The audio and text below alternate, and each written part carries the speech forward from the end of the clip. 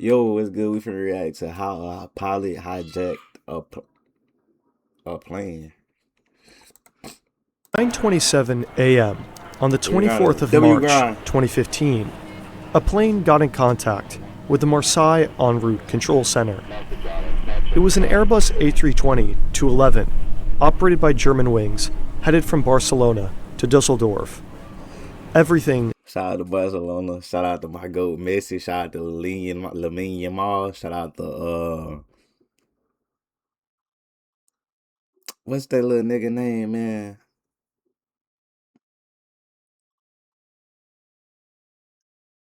Shout out to Barcelona though, bro.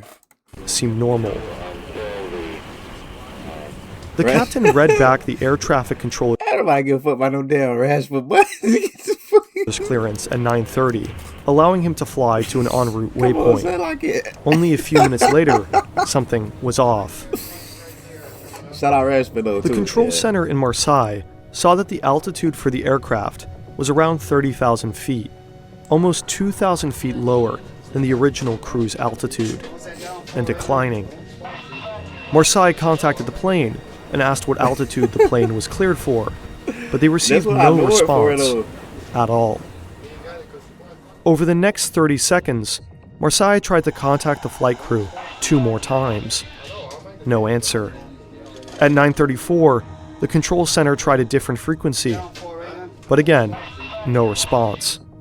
From 9:35 until 9:39, the Marseille control center tried to contact the flight crew multiple times over different frequencies. An air traffic controller from the French air defense system also tried, as well as another aircraft. But each time, no response from Germanwings Flight 9525. At 9:40, radar contact was lost. The French air traffic controllers triggered a distress phase, declaring that the aircraft and its occupants were in imminent danger and required immediate assistance. At 9:41 a.m., Flight Germanwings 9525 crashed into the side of a mountain in the Alps. What happened?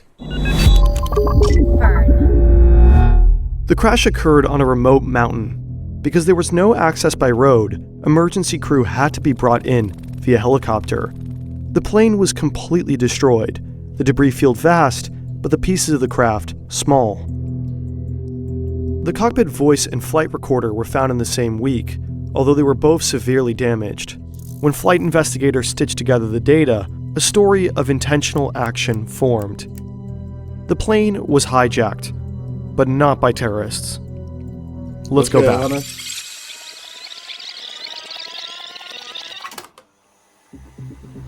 After the aircraft leveled off at its cruise altitude, the captain left the cockpit to go to the bathroom at 9:30. While he was in the bathroom, the plane was almost immediately set for a different altitude in the cockpit. At 9:34, the captain came back and requested access, but he got none. The door was locked. As he stood in front of that cockpit door, the captain began to understand. The co-pilot had hijacked the plane, and he had no way of getting in.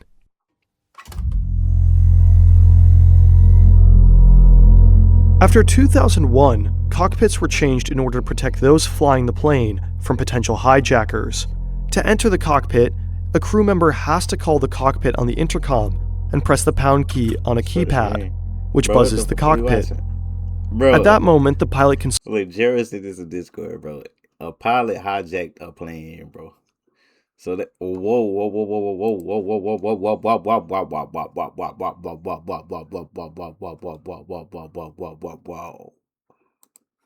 switch the door control from norm to unlock, and the crew member can enter. The crew is... Okay, no bullshit. We were watching LeBron, nigga. I be glazing 24/7. Okay, look, tomorrow we watching Duke. I'm tripping. Bro, go back at it. I'm not even trying to be funny. Go, bro. Go back.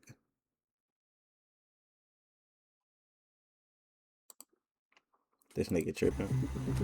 After the aircraft leveled off at its cruise altitude, the captain left the cockpit to go to the... One time, give me a time stamp then, nigga. Bathroom at 9:30 for a different access in front of pilot. Ah, okay. Look, my fault, bro. Real niggas be wrong, gang. Real niggas be wrong. My fault. My fault. My fault. I wasn't familiar with what you put down. My fault, gang. You right. I'm wrong. You right. I'm wrong. A real nigga can admit he wrong. Chill, gang. My fault. After 2001, cockpits were changed in order to protect those flying the plane from potential hijackers. To enter the cockpit, a crew member has to call the cockpit on the intercom and press the pound key on a keypad, which buzzes the cockpit. At that moment, the pilot can switch the door control from norm to unlock, and the crew member can enter. The crew is also given emergency codes, which they can use if there are concerns for those in the cockpit. In that case, the crew member will use the emergency code on the keypad, triggering a 30-second timer, and the cockpit door will open for 5 seconds. However, there are situations where those in the cockpit want to override the access by the crew, like during a hijacking. Bro, what? In that situation, the pilots can switch the door control to lock, overriding all emergency access. What? And it's that mechanism that the co-pilot used to permanently lock access to the cockpit while the plane began to descend. The captain was locked out of the cockpit without any control. At 9:39, the cockpit voice recorder picked up violent blows on the cockpit door. The captain had repeatedly tried breaking in to gain access, but the cockpit door was reinforced. Made to withstand armed hijackers, the captain stood little chance.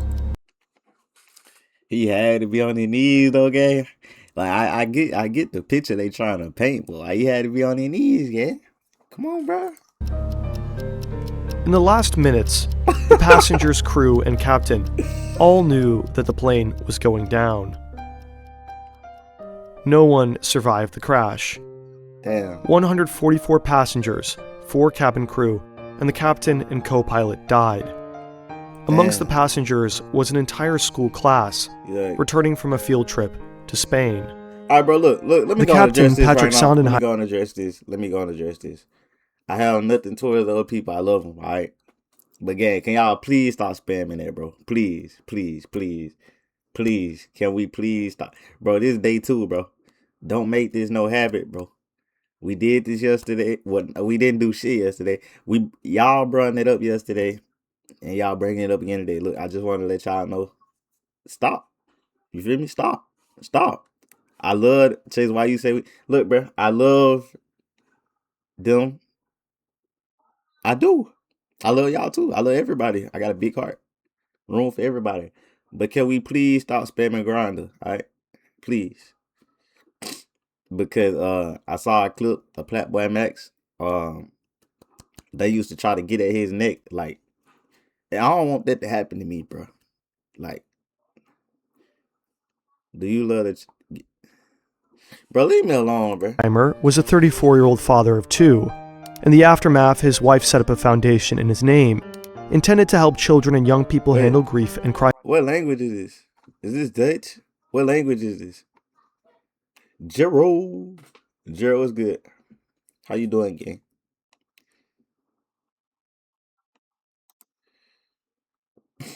What language is this? Is this Dutch? That's German? He had thousands of total flight Sorry, bro, hours, about to and his last moments were dedicated to trying to save the plane and passengers. I see watching. Is there? Yeah, this the video you sent. The co-pilot was 27 years old, and from a young age, he was passionate about flying. His bedroom had posters of Airbus, Boeing, and Lufthansa, and he'd become an expert glider pilot as a child. I don't want to talk about it. He joined Lufthansa's flight academy straight out of school, but only a few months into the program, he stopped. He was suffering from a deep depressive episode, treated with antidepressants, and spent multiple months in the care of a psychiatrist.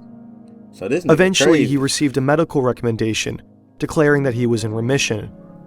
After a few months, his student pilot license and fit-to-fly medical certificate were restored. Yeah.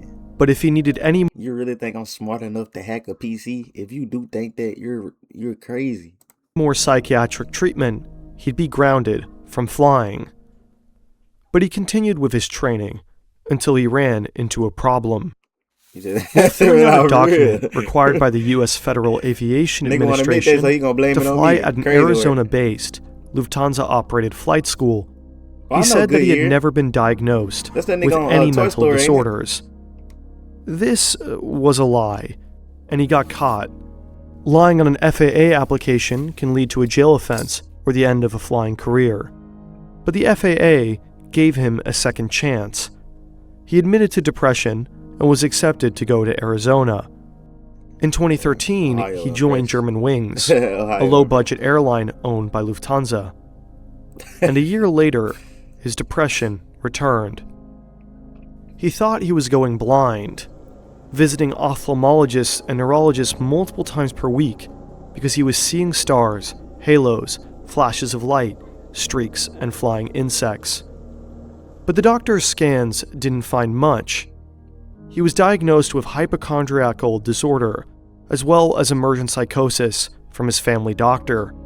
What And is that doctor urged him to go to a psychiatric clinic, but he'd do no such thing. Yeah, you know, Instead, in January of 2015, he returned to the psychiatrist that had helped him in the first place. He received psychotherapy and went on heavy antidepressants while continuing to work and fly. From February to March, he received multiple sick notes from multiple doctors. He wasn't all right, and he wanted something to change. 4 days before the crash, he turned to his computer to understand the locking mechanism on the Airbus A320 cockpit door. On his outbound flight from Dusseldorf to Barcelona, he tested the descent settings for a moment while Sondenheimer was outside the cockpit. On the return flight, he used it to bring down the plane. How could this have happened? Pilots are required to do health screenings and annual checkups, but mental health is easier overlooked than physical. Since pilots operate under an honor system, they're expected to self-evaluate their health. And this can be an issue. The co-pilot was declared unfit to work by his doctor, but he decided to just not tell his employer. But if someone like him is a risk to public safety, a doctor can break doctor-patient confidentiality and report him to authorities. So this dude is obviously a fucked up individual because this nigga is depressed, and since he's depressed, he just gonna kill everybody. The pilot had lick in his system. Nah, he got fucked up in his system. So why This didn't nigga's at least stupid, one bro. of the multiple doctors who wrote multiple sick notes and Look at declared all him thi- bro, unfit? Look at all this red, bro. Look at all this red. Nigga, that's like 1, 2, 3, 4, 5, 6, 7, 8, 9, 10, 11, 12, 13, 14, 15, 16, 17, 18, 19, 20, 21, 22, 23, 24, 25, 26, 27, 28, 29, 30. Nigga, that's 30. Nigga, 30 fucking notes. This nigga did not forward to his job. This nigga only forwarded 8. To fly, think that the co-pilot may have presented a risk for public safety. Enough of a risk that he couldn't be trusted to report himself. We don't know. The doctors may have believed the co-pilot was a risk to himself, but not to others. Being depressed does not make you a killer. Or maybe the doctors were just scared. Breaking doctor-patient confidentiality does not come without risks. It's even possible cultural factors could have played a role. Privacy and data protection are valued really highly in Germany. But trying to understand why doctor-patient confidentiality wasn't broken is a dilemma and issue best left to healthcare professionals and ethics professors. And unfortunately, we're YouTubers. So we encourage you to read more about it in these articles. Nonetheless, when you're watching this today, it's important to understand that this type of incident is incredibly unlikely. In the aftermath, the European Aviation Safety Agency proposed multiple safety regulations. Psychological screening for pilots increased, and multiple airlines adopted a 2-person in the cockpit at all time rule, although Lufthansa has recently phased this out. In 2015, Germanwings was rebranded to Eurowings. The decision was made prior to the crash. In the end, Lufthansa compensated the families of the victims, but there are questions about whether it was enough. But The families have faced losses, that no money could ever heal. Hopefully you enjoyed this video. It was insanely hard to make. We love animation and deep research, but it's expensive. That's why we have sponsors on this channel. By the way, a lot of our animation in particular... shout out your video, brother, but come on, gang. Come on, gang. I'm here for the sympathy, not the shit you got going. But look, though, bro. I can't fully blame the doctor because, you know, like they say, there's a rule. Like, he can break that rule, but you feel me? Like, it come with risk. Now that dude that killed them, he fucked up for that. Like, he fucked up for that. Like, how can you even? I mean, he died too, but like, hold on. Hey, bro. For all the people depressed, bro, I hope y'all get through depression, bro. But never take your depression out on other people, especially like harming them. Is just go talk to somebody or just isolate yourself, gang. You don't never gotta go hurt somebody, gang. There's different ways to cope with depression. Bro, chill on talk, gang.